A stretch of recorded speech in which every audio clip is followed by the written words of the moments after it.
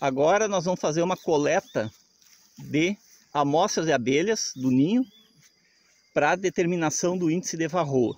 E depois eu vou mostrar para vocês como é feito, que é a parte da coleta de amostra de abelhas.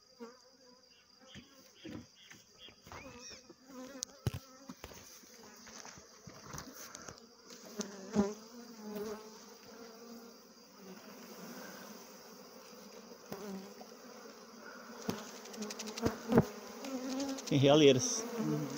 Abertas.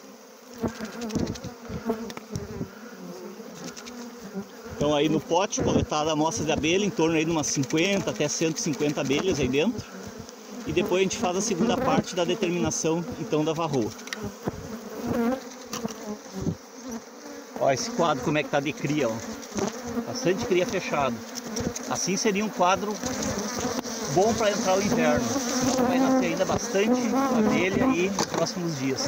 E se vocês observar, as larvinhas brancas também em desenvolvimento ali, ó. Larvas desses 4, 5 dias em desenvolvimento. É um quadro com bastante cria.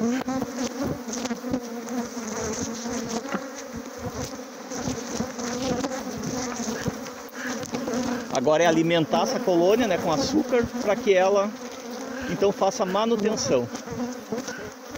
Açúcar seco. Mais na metade de julho, por lá, início de agosto, a gente começa uma alimentação mais com açúcar líquido, daí, para fazer imitar a entrada de néctar e aumentar então a postura da rainha, estimular ela a fazer a postura. Bom pessoal, agora então vamos para a segunda parte de como determinar o índice de varroa. A primeira parte foi a do campo, onde nós coletamos as abelhas dentro de um pote, né, número considerável de abelhas. E agora nós vamos colocar dentro desse pote um pouco de água,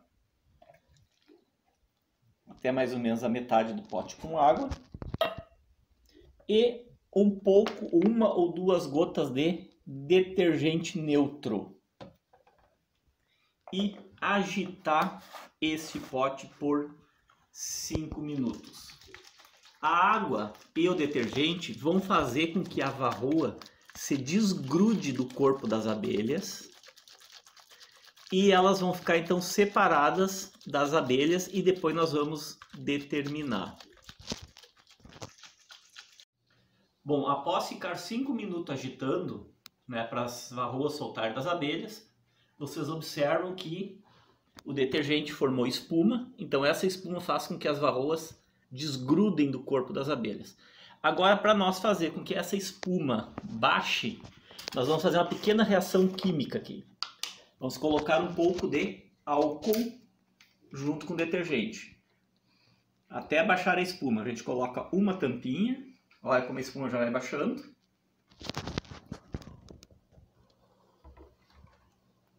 Isso é o efeito então do álcool na espuma.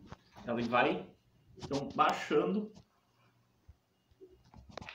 a espuma. O álcool simplesmente é para isso. Para quê? Para facilitar agora nós conseguirmos enxergar a varroa das abelhas, diferenciar elas. Porque se ficasse com aquela espuma em excesso, nós não íamos conseguir separar. O pote então, ele é derramado em um recipiente.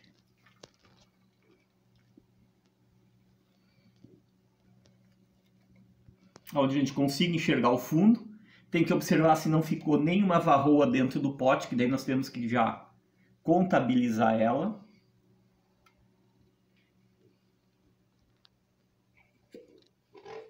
Aqui no caso não ficou nenhuma. E agora com o auxílio de um pequeno palito ou uma espátula, a gente vai separar e já contando as abelhas em grupos e ver se tem varroa. Acredito que essa colônia aqui tinha bem pouca varroa ou até mesmo nem ocorreu a presença de varroa nela. Vamos ver então.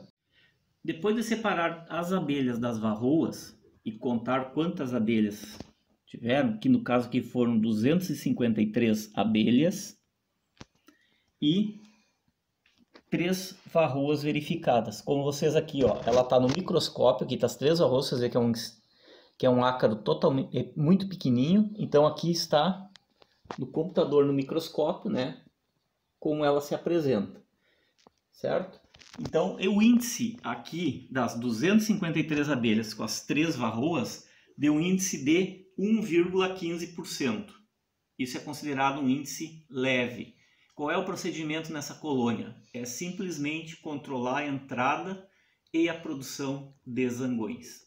Não precisa se preocupar, não precisa fazer mais nenhum outro tipo de manejo no caso dessa colônia aqui. Então aqui nós podemos enxergar uma varroa, tá? Ela está a parte de cima dela, então a gente não consegue ver as patas dela. Nós vamos tentar agora focalizar na do lado, aonde a gente consegue observar então essa outra aqui está de perna para cima, né?